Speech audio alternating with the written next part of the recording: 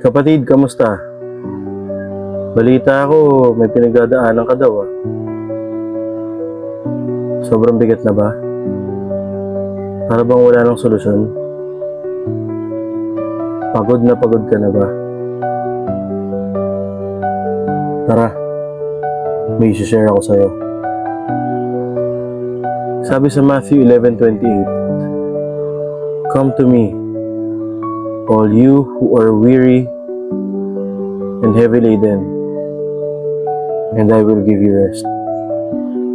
Sabi ni Jesus sa atin, kung tayo ay pagod na, maaari tayong lumapit sa Kanya.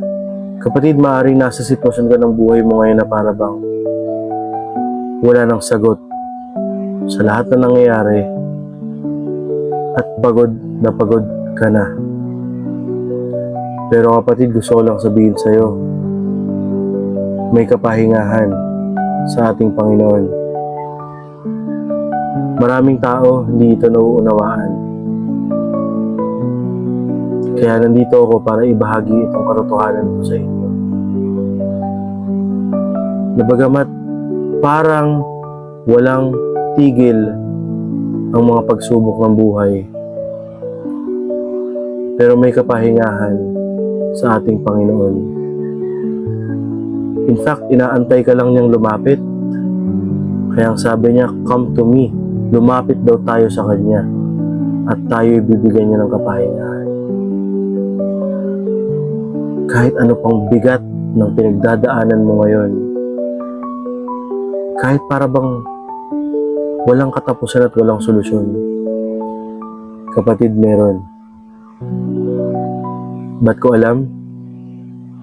Pinagdaanan ko yan. Gusto ko lang sabihin sa'yo na dahil sa kabutihan ng Panginoon, nakakapagbahagi ako sa inyo ngayon ng kung paano siya magbigay ng kapahingahan at ng totoong kapayapaan sa buhay ng mga lumalapit. Inaantay ka lang niya. Gusto ka niyang makasama at bigyan ng kapahingahan. Gusto ko niyang palayain mula sa pinagdadaanan mo ngayon.